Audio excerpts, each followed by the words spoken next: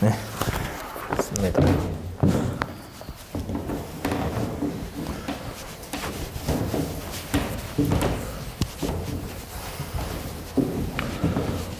그리고 그 수업 공지사항은 저기 사이버 캠퍼스에다가 제가 주절주절 써서 올려놨는데 혹시 뭐 보신 분 있고 안 보신 분들 있어요? 어떻게 물어봐야 돼? 보신 분들 있어요? 손 들어봐요. 아, 다 그래? 안 본 사람. 둘 다 손을 안 든 사람은 뭐지? 받거나 안 받거나인가? 우선 그래도 큰 틀에서 설명을 할게요. 네, 뭐 이 수업이 도대체 뭐를 좀 목표로 하는지를 얘기를 하고 가야 될 것 같아서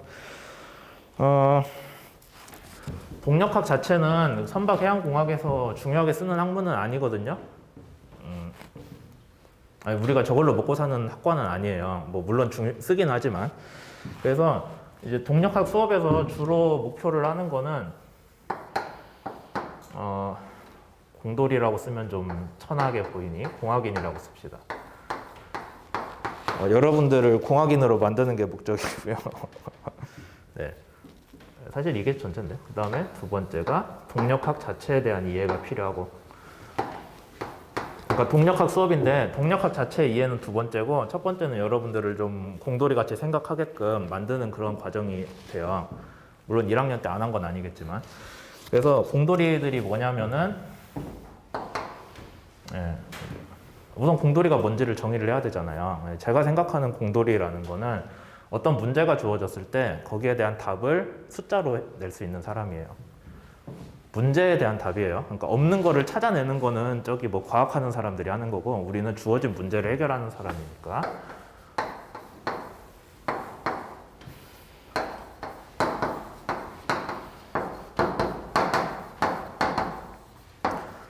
아마 거의 이번 시간 내내 헛소리만 하다 끝날 것 같은데 책 안 가져온 사람들이 많아가지고 예, 문제 답을 수치화를 하는 게 여러분들 목표이기 때문에 동력학에서도 내내 하는 게 어떤 문제를 주어졌을 때 단순히 숫자를 풀어라 라는 거는 이 동력학에서 제가 생각하는 동력학에서 요구하는 방향은 아니고요. 말로 주절주절 문제가 써져 있거든요. 예제 문제 한 번이라도 봤으면 알 거예요. 막 이상하게 뭐 이거저거 뭐 누가 달려가고 뭐 어디 부딪히고 등등 써져 있어요.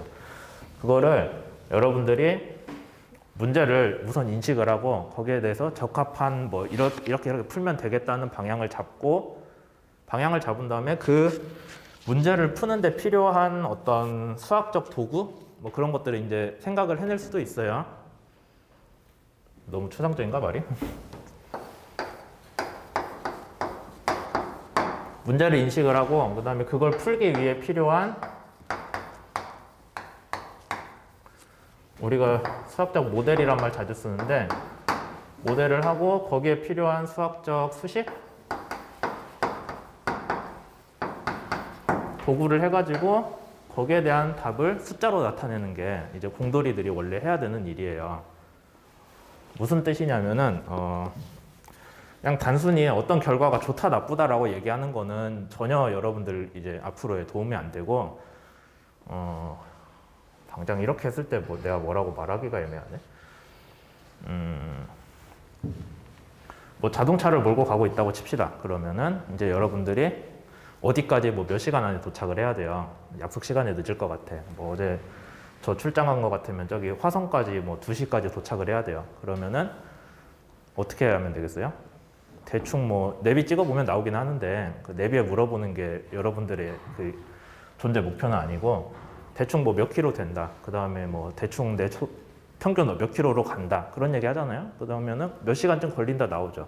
그러면은 내가 몇 시간 전에 출발해야 되고 길 막힐지 모르니 뭐 몇 분 더해자. 그러면 내가 몇 시에 출발해야 된다는 게 숫자로 나오잖아요. 그냥 단순히 뭐 저기 점심때쯤 출발하면 되겠지라고 하는 거는 공학인의 자세는 아니고 뭔가를 여러분들이 숫자로 딱 나타낼 수 있게끔 해야 돼요. 그러면 요짓거리를 하는데 이 행위를 하는데 필요한 게 뭐가 있을지 이제 생각을 하자면은 뭐를 여러분들이 문제로 삼아야 되는지를 우선 알아야겠죠. 그냥 뭐 아무 생각이 없으면 안 되잖아요. 이게 이런 문제를 내가 해결을 해야 되는데 그게 이런 거에 기반한 문제겠구나 생각을 해야 되고 거기에 들어가는 수학적인 수식으로 만들어야 되겠죠. 그냥 단순히 내가 고속도로를 타가지고 엑셀을 미친 듯이 밟으면은 2시에 맞출 수 있을 거야 라고 하는 거는 뭐 해결 방법일 수도 있는데 그러다 딱지를 떼거나 사고를 나거나 하는 거는 문제잖아요. 그러니까 그 얘기를 왜 했냐? 그러니까 대충 몇 킬로로 가면 어떻게 된다라는 거에 대한 수학적으로 여러분들이 수식을 써서 걔를 표현을 할 수 있어야 돼요. 그 다음에 그러면 그 수식을 푸는데 필요한 뭐 어떤 수학적인 기법이 있겠죠. 말이 너무 이상한가? 수학적 기법이 있는. 그러니까 이 1, 2, 3번에 대해서 여러분들이 배우는 과정이 원래 정력학 때도 했어요. 뭐 거기에 대해 명확히 정의는 안 했겠지만. 그게 이제 여러분들이 공대생으로서 해야 되는 일이에요. 그러니까 어떤 수업이든지 간에 결국 목표는 요거 세 개를 하는 거거든요. 근데 그 수업들이 어디에 집중을 하냐에 따라 다른 거예요. 동력학 같은 문제는 동력학에서는 수학 자체를 가르치진 않잖아요. 그러니까 인식하는 거에 대해 가르치겠죠. 말로 막 요래요래 하는 뭐가 움직이고 나가리고 하는 그런 문제를 주어졌다면은 걔를 여러분들이 아 이건 이런 거를 묻는 문제구나 이렇게 접근하면 되겠구나 라는 생각을 정리를 하시는 게 동력학에서 주로 보는 거고 뭐 1학년 때 배운 수학이라거나 아니면 공학 수학 같은 거는 뭘 가르쳐 주겠어요? 얘를 가르쳐 주겠죠. 수식 도구 같은 거. 네. 그 다음에 뭐 수학적 모델도 동력학에서는 좀 하긴 하겠다. 근데 푸는 수식 자체에 대해서는 전혀 어려운 거 안 써요. 동력학에서는. 그러니까 요런 거 먼저 여러분들이 좀 어느 정도 갖춘 다음에 아 그럼 더 복잡한 문제를 해볼까? 근데 지금 배운 수학으로는 안 풀리네? 그럼 뭐 공학 수학에서 배운다거나 뭘 한다거나 그런 식으로 더 갈 거예요. 그래서 4학년까지 배우는 과정이 이거를 이제 뭐 서로 조금씩 다른 분야로 넓혀가면서 그 다음에 조금 뭐 여기에 집중을 하거나 여기에 집중을 하거나 하면서 쭉쭉 가다 보면은 결국에 4학년 때 졸업 설계로 배를 설계를 해서 내는 거를 이제 여러분들 교육 과정의 최종 목표로 하는 거죠.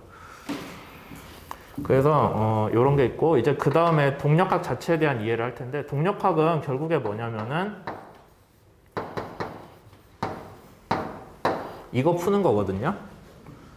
네, 제일 끝까지 이 책 제일 끝까지 가도 결국엔 여기서 벗어나지 않아요. 그런데 이제 이걸 어떤 상황에 대해서 뭐 이런 힘이 작용하고 뭐 이런 식으로 접근하고 하는 것들을 좀 할 거고 그 다음에 얘는 선형 운동에 대한 거고 회전 운동이 있어요. 회전 운동 뭐 1학년 때 배웠어요? 다른 수업 물리든 뭐든? 안 배웠어요? 안 배운 사람 손 들어봐요. 다 배운 걸로 알아도 되겠죠? 그러면 진짜야? 근데? 배웠어요? 안 배웠어요? 아니 아까 얘기했잖아요. 피드백이 중요하다고. 피드백이 없으면 배운 셈 치고 넘어가면 나중에 이제 다 어씨 안 배웠는데 손 안 들어와가지고 기억도 안 나는 거 진도 축적 나갔다 뭐라고 할 거잖아요. 네, 회전 운동에 대해서 이제 우리가 수식이 있을 텐데 근본은 똑같아요. 뭐 이런 식으로 쓰기는 하는데 어쨌든 이거 두 개에 대해서 배워요. 이거 자체는 어려운 얘기는 아니고 다만 이제 이런 것들을 그냥 이식만 뚝 던져놓고 야 이거 기말고사 동력학 때 이거 두 개 나오는데 그러진 않아요. 이제 얘를 실제로 요렇게 쓰는 과정들에 대해서 과목에서 많이 물어보겠죠. 그러니까 네, 뭐 그런 식으로 진행될 거다라는 거. 그래서 제가 생각하기에 중요한 거는 문제 자체에 대한 답을 숫자로 구하는 것도 물론 중요한데 우선 어떻게 푸는지 방법을 찾는 거를 많이 하려고 노력을 할 거고요. 그 다음에 우리 수업에서 제가 좀 방향을 잡는 거는 결국에는 예제 푸는 거가 좀 비중이 클 거예요. 근데 예제 푸는 거를 뭐 여러분들한테 다 떠넘겨 놓고 뭐 숙제로 한 번에 한 10문제씩 풀어와라 그런 짓은 저도 하기도 싫고 그렇게 해봐야 채점도 못하고 10문제씩 내면은. 그래서 한 챕터라고 해야 되나? 그러니까 챕터를 쪼개놓은 섹션 하나에 대해서 문제 한 3개 정도 생각하고 있거든요. 그러면 그 문제들은 그냥 한 번 풀고 땡이 아니라 그러니까 많이 풀기보다 하나를 풀어도 제대로 푸는 게 중요할 거잖아요. 그래서 우선 숙제로 나가고요. 그 다음에 같은 문제에 대해서 뭐 조금 바꾸든지 뭘 빼든 다른 방향으로 물어보든지 해서 퀴즈로 나갈 거고 그 중에 일부는 시험에도 나올 거예요. 네, 이런 식으로 하고 있습니다. 생각하고 있어요. 그러니까 이제 물론 숙제 양은 여러분들이 뭐 한 1, 2주 해보면은 이게 이 손만 듣는 거 아니잖아요. 딴 수업들은 시간 없는데 이거 뭐 숙제 섹션마다 3문제씩 나오는 거 못 풀겠다라고 하면은 뭐 그때 가서 양은 줄일 수도 있는데 근데 뭐 저도 많이 줄여서 세 문제거든요. 지금 생각하기에. 그 다음에 숙제 문제 푸는 법 어지간한 거는 거의 다 정리해가지고 혹시 사이버 캠퍼스 보신 분들은 알겠지만 거기 올려놨어요. 그러니까 가서 보시고 대충 숫자 대입하기 전까지는 제가 다 풀어서 올려놨거든요. 풀어서 올려놓은 게 여러분들이 그냥 보고 이거 따라 뱉기라는 게 아니라 어차피 글씨들도 잘 못 쓰잖아요. 저도 그런데. 그러니까 글씨 연습한다는 생각하지 마시고 그냥 푸는 거 이런 식으로 푸는구나라고 하고 자기 나름대로 다시 푸세요. 그러라고 올려드린 거예요. 시간 되면은 수업 시간 중에 뭐 그 중에 하나 정도는 아마 다시 풀어줄 수도 있고 여기에서 아니면 시간이 정 모자라면 따로 찍어서 올리든가 할게요. 그러니까 여러분들한테 뭐 예를 들자면은 문제 뭐 11점 몇을 숙제로 나갔잖아요. 그러면은 적어도 제가 아무것도 단서를 안 주고 여러분들 보고 알아서 풀어라라고 할 생각은 전혀 없어요. 그거 이해되죠? 그 부분은. 다만 그 문제에 대해서 여러분들이 한 번 풀고 땡이 아니라 자기 걸로 만드는 게 중요하니까 숙제를 푸는 동안에 자기 걸로 만드시고 혹시 그러다가 이거 제가 알려준 거나 뭐 제가 올려놓은 거 보고 도저히 못 풀겠는데요 라고 하면은 저한테 물어보셔도 되고 뒤에서 설명하겠지만 여러분들 친구들한테 물어봐도 돼요. 그 다음에 그 문제에서 뭐 뭔가를 조금 바꾸든가 해가지고 퀴즈로 다시 나갈 거예요. 그러니까 결국엔 숙제 안 하면은 퀴즈도 못 풀겠죠. 근데 이제 제가 강조를 하는 거는 그러니까 뭐 이 챕터 하나에 문제 한 100개씩 되는데 그 중에 다 합쳐서 한 서너 개 뽑아가지고 이제 그거 좀 확실히 알자라는 건데 그것도 안 하면은 좀 수업을 따라오는 의미가 없잖아요. 그래서 거기에 대해서 퀴즈 다시 보고 시험도 물론 뭐 한 반절 정도는 문제를 새로 내겠지만 나머지 반절은 여기에서 최대한 근거해서 내는 거를 목표로 하고 있어요. 네, 수업은 그런 식으로 진행이 될 겁니다. 사이버 캠퍼스에 그렇게 올려놨던 것 같은데 몇 분 됐지? 12분? 조금 더 얘기하다 갈게요. 그래서 우리 수업은 어떻게 구성되냐면은 시험은 중간고사 15%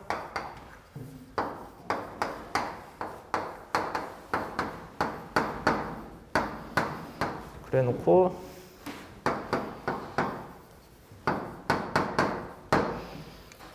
복습이 시험 2개니까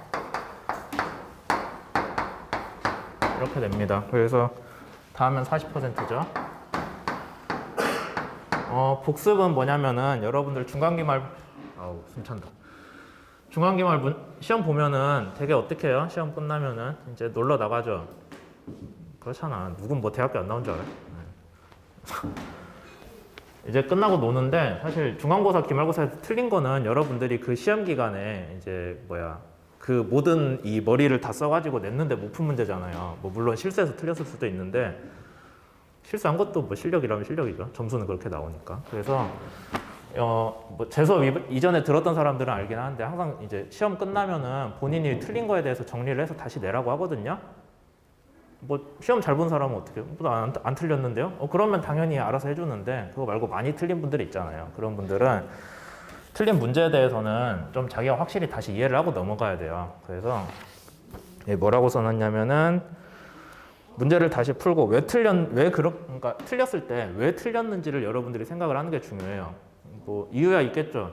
문제를 잘못 읽었다거나 뭐 전날 술을 먹었다거나. 근데 술 먹었다는 얘기 쓰지 마시고 나는 이렇게 생각했는데 뭐 문제에서는 이게 아니더라 라고 그 부분에 대해서 본인이 다시 확실히 아는 게 중요해요. 뭐 시험에서 예를 들자면은 운동량에 대해서 물어봤는데 나는 운동량이란 개념을 뭐 잘못 생각했다. 그 정도로 너무 추상적으로 쓰진 마시고 이제 구체적으로 쓰시는 거예요. 그러니까 뭐 아예 시간이 없어서 못 풀었다 그런 거는 좀 안 쓰는 게 맞겠죠. 그건 본인이 그거잖아요. 문제를 잘못 이해한 건 전혀 아니잖아요. 시간이 없어서 틀린 거는 별개 문제지.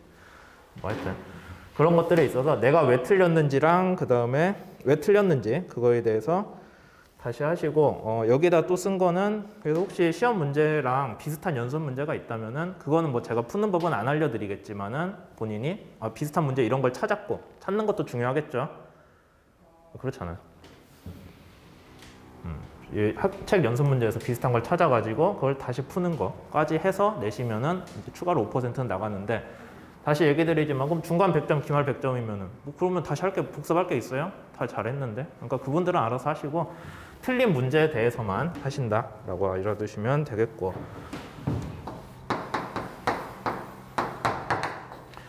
퀴즈는 20%인데 아마 그 4% 곱하기 5. 그 강의 계획서에 보면 언제 퀴즈 본다라고 써져 있을 거예요. 되게 한 2챕터 정도 하면은 퀴즈 한 번씩 보려고 하고 있는데 퀴즈 문제는 정확히 어디서 나오겠어요? 숙제 리스트에서 나오겠죠. 그러니까 제가 계속 강조를 하는 거는 제가 뭐 연습 문제 그냥 주사위 던져가지고 아무거나 찍은 건 아니고 그나마 제가 생각하는 수업 방향에 맞는 문제들로 몇 가지를 골랐거든요. 그러니까 거기에 대해서 여러분들이 확실히 푸는 거를 좀 기억을 하라는 거예요. 퀴즈는 물론 오픈북 아니니까 자기 푼 숙제 들고 와서 100개 하지 그 생각은 하지 마시고 그렇게 하시면 되고 그 다음에 과제가 무려 40%나 됩니다. 과제가 40%인데 다시 얘기 드리지만은 과제 문제는 제가 어느 정도는 풀어서 드려요. 근데 뭐 그걸 그대로 베끼란 얘기는 절대 아니고 왜냐하면 그걸 그대로 베껴서 내도 제가 그걸 분간할 그건 안 돼요. 그렇잖아요. 본인이 풀었는지 베꼈는지 내가 어떻게 알아. 뭐 물론 아주 똑같은 것까지 다 하면 뭐라고 하겠지만 그걸 가지고 점수를 까려는 게 아니라 과제를 대충 한 사람은 똑같이 나오는 퀴즈가 못 보겠죠. 퀴즈도 못 보고 또 뭐 또 해요? 이것도 망할 거잖아. 그러니까 가능한 과제에 대해서는 본인이 직접 푸는 거를 아주 강하게 강조를 하고 근데 또 본인이 모르겠는 거 있잖아요. 내가 도저히 모르겠는데 이거는 못 풀겠는데 저 교수가 알려준 대로 했는데 안 나오던데 그런 경우가 있을 때는 여러분들이 뭐 주절주절 써놓긴 했어요. 수업 자료에다가. 근데 짧게 설명을 하자면 여러분들 친구한테 물어보셔도 되고 아니면은 뭐 저한테 물어보셔도 돼요. 네, 저 어지간하면 학교에 있으니까. 근데 저한테 물어보면은 뭐 그냥 거기서 끝나는데 여러분들 친구한테 물어봤다는 거는 이제 여러분들 친구 거 답을 베껴서 그대로 내라는 게 당연히 아니고 베껴서 진짜 베꼈으면 둘 다 점수 까버릴 거예요. 근데 여러분들 친구한테 물어봤을 때 어떻게 쓰냐면은 답 숙제를 어떤 식으로 내는 걸 제가 권장을 하냐면은 누구 거를 참고를 했고 이름 쓰라는 거예요. 그 다음에 그냥 누구 걸 참고했다라고 베껴서 쓰는 게 아니라 이 사람은 이렇게 해서 아까 여기 시험 문제 틀린 거 얘기할 때 같이 나는 여기서 생각이 막혔는데 이 사람은 이렇게 했다더라. 어떤 부분을 참고했는지를 본인이 생각을 해서 쓰라는 거예요.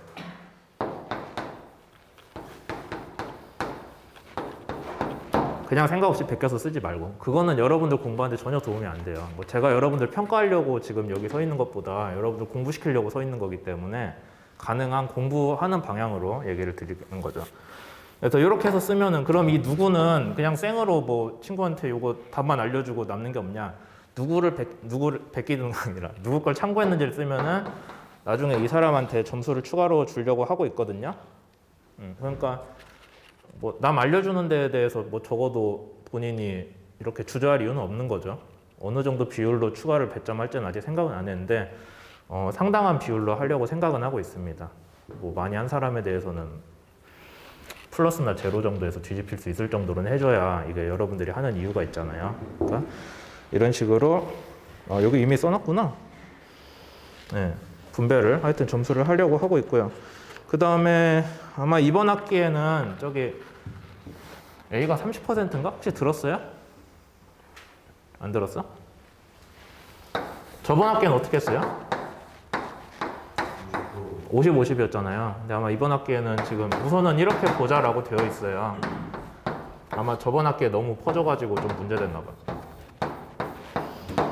이런 식으로 되어 있는데, 네.